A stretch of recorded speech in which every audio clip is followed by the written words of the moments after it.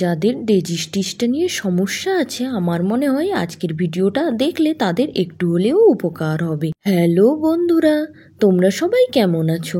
আশা করি ভালোই আছো। আমিও বেশ ভালোই আছি। আজকে আমি তোমাদেরকে চেরি ফুল সেলাই করে দেখাবো, তাও আবার একদম সহজ উপায়ে। শুধুমাত্র লেজি ডেজি স্টিচ দিয়ে চেরি ফুল সেলাই করলেও যে কতটা সুন্দর দেখতে লাগে, আজকের ভিডিওটা শেষ পর্যন্ত দেখলেই তোমরা সেটা বুঝতে পারবে। চেরি ব্লসম তো আমাদের সবার পছন্দের একটা জিনিস, সবার পছন্দের ফুল চেরি ফুল। যখন পুরো গাছটাতে গোলাপি হয়ে ভর্তি হয়ে থাকে তখন দেখতে একটা অপূর্ব সুন্দর নান্দনিক একটা ব্যাপার লাগে। তাই আমি ভাবলাম আজকে চেরি ফুলটা সেলাই করেই তোমাদেরকে দেখাই সহজ উপায়ে। তাই ঝটপট টিউটোরিয়ালটা মেক করতে শুরু করে দিলাম। তো প্রথমে আমি ডালটা সেলাই করে নিচ্ছি। ওপরের দিকের ডালটা দেখো একটু পাতলা আর নিচের দিকের ডালটা মোটা। আমি কিন্তু আগে পেন্সিল দিয়ে পুরোটা ড্রয়িং করে নিয়েছি। দেখো পুরো ফুল কুঁড়ি পাতা সবই ড্রয়িং করে নিয়েছি। আগে থেকে ড্রয়িংটা করে রাখলে সেলাইটা করতে একটু সুবিধে হয়, এই আর কি। আমি দেখো নিচের দিকের ডালটা একটু মোটা করে নিচ্ছি। মোটা করার জন্য ডালের নিচের দিকটাতে দেখো আমি আবার 2বার 3বার 4বার করে স্টিম স্টিচ দিয়ে নিচ্ছি। তোমরা যে ডালটা মোটা করতে চাও সেই ডালটায় বারবার যদি স্টিম স্টিচ দিতে থাকো তাহলে ডালটা মোটা হয়ে যাবে। দেখো ডালটা কতটা মোটা হয়ে গেছে। আমি কিছুটা নিচ থেকে আরও একবার স্টিম স্টিচ দিয়ে নিচ্ছি ডালটাকে আরও একটু মোটা করার জন্য।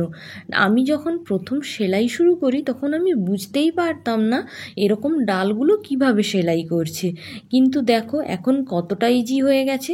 তোমরাও এইভাবে প্র্যাকটিস করো, তাহলে তোমাদের কাছেও ব্যাপারটা খুবই ইজি হয়ে যাবে।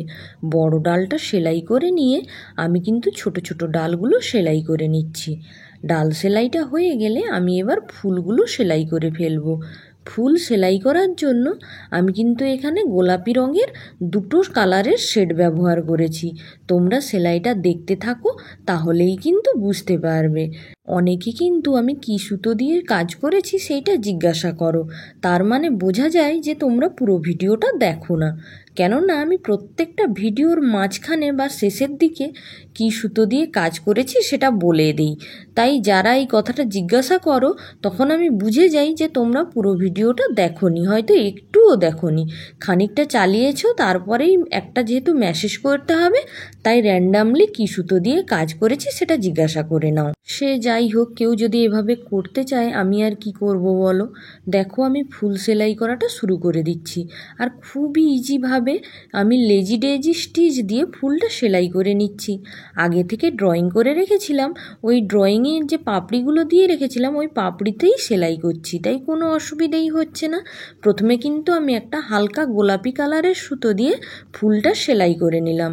এরপরে ফ্রেঞ্চ নটটা দিয়ে নিচ্ছি আমি কিন্তু তার থেকে একটু ডিপ কালারের গোলাপি সুতো দিয়ে। দেখো কালার কন্ট্রাস্টটা কেমন লাগছে, ভেতরটাই ডিপ আর চারদিকে হালকা। মনে হচ্ছে না ফুলের রেণুটা একটু ডিপ কালারের আর পাপড়িগুলো তার থেকে একটু হালকা কালারের। এইভাবে তোমরাও যদি কালার কন্ট্রাস্ট করে কাজ করো তাহলে কিন্তু দেখতে খুবই সুন্দর লাগে, একটু অরিজিনালিটিটা বজায় থাকে। এরপরে আমি সবগুলো ফুলের ফ্রেঞ্চ নটগুলো আগে সেলাই করে নিচ্ছি, কেননা আমার পরে মনে হলো যে আগে যদি ফ্রেঞ্চ নটগুলো করে নেই তাহলে পাপড়িগুলো করতে সুবিধা হবে। সেই জন্য আমি প্রথমে সবগুলো ফ্রেঞ্চ নট আগেই করে নিলাম। এরপরে আর একটা আমি ফুল সেলাই করে নিচ্ছি। এখানে কিন্তু আমি অর্ধেক ফুল সেলাই করেছি, পুরো ফুলটা করিনি, কেননা প্রত্যেকটা ডালে তো আর পুরোপুরো ফুল থাকে না। অনেক সময় দেখা যায় ফুলের অনেকগুলো পাপড়ি ঝরে গেছে আর কয়েকটা পাপড়ি থাকে, ওরকম ভেবেই ওই ফুলটা করেছিলাম। এরপরে একে একে কিন্তু আমি সবগুলো ফুল সেলাই করে নিচ্ছি। দেখো এক একটা ডালে একটা একটা ছোট্ট কুঁড়ি দিয়েছি, আবার একটা একটা ছোট্ট পাতাও দিয়েছি। পাতাগুলো এখনও সেলাই করিনি, ফুলগুলো সেলাই করা হয়ে গেলে পাতাগুলো সেলাই করে নেব সেই একই লেজি ডেজি স্টিচ দিয়ে। দেখো ফুলগুলো আমার সেলাই করা হয়ে গেল। এরপরে আমি চলে যাচ্ছি পাতা সেলাই করার জন্য। পাতা সেলাই করার জন্য কিন্তু আমি অ্যাঙ্কারের একটা গ্রিন কালারের সুতো নিয়েছি। ও হ্যাঁ, আজকে তো বলা হয়নি, আমি আজকের এই পুরো কাজটা করার জন্য কিন্তু অ্যাঙ্কার আর ডলি এই দুই ধরনের সুতোই ব্যবহার করেছি।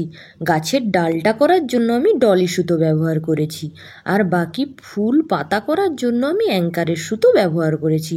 দেখো পাতাগুলোও আমি একই লেজি ডেজি স্টিচ দিয়ে নিচ্ছি, এবং পাতার মাঝখানে যে একটু ফাঁকা ছিল সেটাও আরেকটা সাটিন স্টিচ দিয়ে ভরাট করে নিলাম। এরপরে ফুলের পাপড়িগুলোর মাঝখানের ফাঁকা জায়গাগুলো আমি ওই ডিপ কালারের যে সুতোটা, গোলাপি সুতোটা, ওইটা দিয়ে ভরাট করে নিচ্ছি। দেখো একটা আলাদা রকমই লুক আসছে। এইভাবে একই রকমভাবে কিছু সাটিন স্টিচ দিয়ে ফুলের মাঝখানগুলো ভরাট করে নেব। তবে সবগুলো ফুল ভরাট করিনি, কিছুগুলো ফাঁকা রেখেছি। দেখো কতটা সুন্দর লাগছে। আমার ভিডিও দেখার জন্য ধন্যবাদ।